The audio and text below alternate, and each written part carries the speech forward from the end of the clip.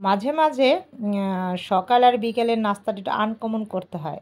সবসময় একই নাস্তা কিন্তু ভালো লাগে না। আর যেহেতু ভাগ্না বউ নতুন আসছে আমার বাসায়, একটু চেষ্টা করছি রেগুলার নতুন, নতুন একটু নাস্তা বা সকালের নাস্তা, বিকেলের নাস্তা ট্রেন্ডিং তৈরি করার জন্য। আজকে আপনাদের সাথে শেয়ার করব। দেখতে পাচ্ছেন একটা ডিম আর আলু। এখানে কয়েক খণ্ড করা নিয়ে হয়েছে কারণ বর্তমানে তো আলুর অনেক দাম। আর যেহেতু বাসায় আমরা ৩ জন, ৩ জনের জন্য আজকে হচ্ছে সকালের নাস্তাটা তৈরি করব ব্রেকফাস্ট দিয়ে। সেটা হচ্ছে দেখতে পাচ্ছেন টুনা ফিশ আর এই তো দেখতে পাচ্ছেন মেয়োনিজ আর পরোটা। এখানে একটা বললাম যে বর্তমানে আসলে হিসেবি হয়ে গেছে আমার হাসব্যান্ডও সস, তারপরে হচ্ছে বার্গার সস। হাসব্যান্ডকে বলেছিলাম একটা পরোটা আনতে জন্য। সে এরকম একটা পরোটা আনছে, সাইজটাই কি বলবো ছোট হয়ে গেছে। এখন সবকিছুর বাজারের দাম দেখে আমার হাসব্যান্ড অনেকটা হিসেবি হয়ে গেছে। আর এই তো ডিমটা সিদ্ধ করে নিয়েছি, আলুটাও সিদ্ধ করে নিয়েছি। আসলে সবাই কি বলেন আমি জানি না। আমি মনে করি হাত দিয়ে ছাড়া আমার কোনো কাজই সহজ হয় না। আপনি যতই ডং-ফং জিনিস ব্যবহার করেন না কেন, আমার মনে হচ্ছে ডিজিটাল হলে কি হবে ওইটা ভালো লাগে না। ১ম এ আমি এটা দিয়ে হচ্ছে একটু ম্যাশ করার চেষ্টা করছিলাম। পরে দেখলাম আমার হাতই খুব ভালো হয়। এটা দিয়ে আমার ততটা ভালো লাগে না। আর মনে হচ্ছে দেরি। আর সকালে উঠে যেহেতু একটু দেরিতে উঠা লাগে, কারণ সকাল সকালে উঠে এত কাজ করা সম্ভব না। রাত্রে যেহেতু অর্ধেক কাজটা কমপ্লিট করে রাখি আর সকালে উঠেই আর পাপাটা রান্না করার পরে একটু চেষ্টা করি যে ঘুমিয়ে থাকার জন্য। আর এই তো আমার আলুটা ম্যাশ করা হয়েছে। লাস্টে আমি হাত দিয়ে ম্যাশ করে নিয়েছি। আর এখানে আমি সাদা গোলমরিচটা ব্যবহার করেছি। আপনারা এরকম কিন্তু স্যান্ডউইচ সকালে ডিম আলু দিয়েও বানিয়ে নিতে পারেন। আজকে আমি ২ ভাবে বানাবো যেহেতু আমার ছেলে খাবে, ও কোনটা পছন্দ করে বলা যায় না। আর যারা এখনও টুনা ফিশ দিয়ে এরকম স্যান্ডউইচ বানান নাই, মানে ইনস্ট্যান্ট যেটাকে বলে, আপনার স্যান্ডউইচ বানাতে হাতের কাছে যে ওভেন লাগবে, এটা সেটা লাগবে সেটা না। এখানে দেখতে পাচ্ছেন টুনা ফিশের ভিতরে একটু তেল থাকে। এটাকে আমি হাত দিয়ে চিপড় দিয়ে তেলটা বের করে দিলাম। আর এর ভিতরে দেখেন আমার আলু আর ডিমটা কিন্তু ম্যাশ করা হয়ে গেছে। আর এর ভিতরে আমি শসাটা বের করে নিয়েছিলাম কুচি, কুচি করে। আর শসাটা অবশ্যই হাত দিয়ে চিপড় দিয়ে পানি বের করে নিবেন যাতে এর ভিতরে কোনো পানি না থাকে।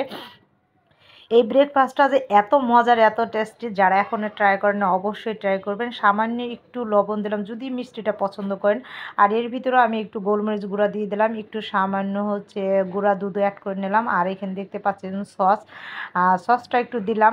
যদি আপনার মন চায় সসটা দিবেন, নাও ব্যবহার করতে পারেন। আর এখানে বার্গার সসটা যাতে একটু টেস্টি হয়, নতুন বউ বলে কথা, তার জন্য সকালে নাস্তাটা তৈরি করতেছি। একটু যাতে ভালো সবকিছু দিয়ে চেষ্টা করতেছি।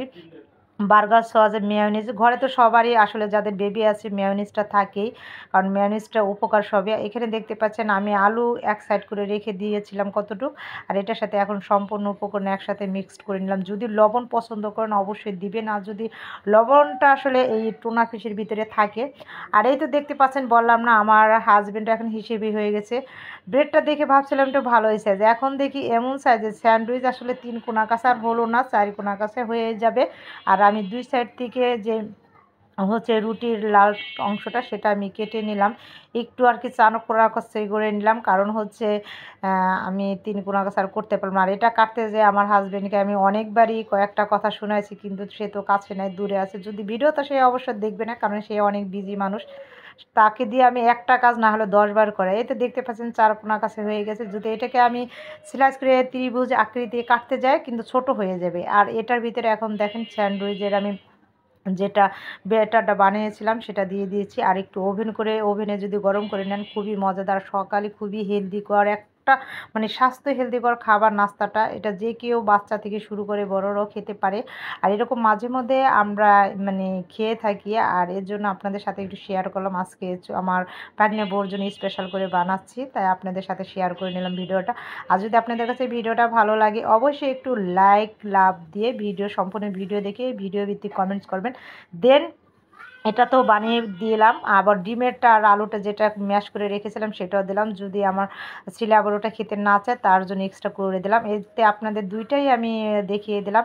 এরপরে হচ্ছে বিকেলে নাস্তাটা। এটার সাথে আমি আরেকটা জিনিসও দেখিয়ে দিলাম। অনেক সময় হয়তোবা আপনারা বাইরে থেকে রুটি এনে পরোটা এনে কিনে খান বা নিচে, সেটার সাথেও আপনি এটা দিয়ে মিক্সড করে খেতে পারেন। অনেক সময় লাঞ্চের জন্য নিয়ে যেতে পারেন। সকালে অনেক সময় তাড়াহুড়া করে মানে খাওয়া হয় না, তখন এরকম প্যাক করে নিয়ে যেতে পারেন। আর এই তো বিকেলের নাস্তাটা আমি ২ টা নাস্তা আজকে আপনাদের সাথে শেয়ার করলাম। এখানে তেলাপিয়াটা আমি সম্পূর্ণ উপকরণ দিয়ে হচ্ছে আমি মেরিনেট করে রেখে দিয়েছিলাম ফ্রিজের ভিতরে, কারণ এর আগে আমার ভিডিও দেওয়া ছিল যে তেলাপিয়ার কালিয়াটা কিভাবে করতে হয়, এর জন্য আমি আজকে আর দেখালাম না। জাস্ট মেরিনেট করে রেখেছিলাম বিকেলে, আজকে এটা হলো ওদের নাস্তা।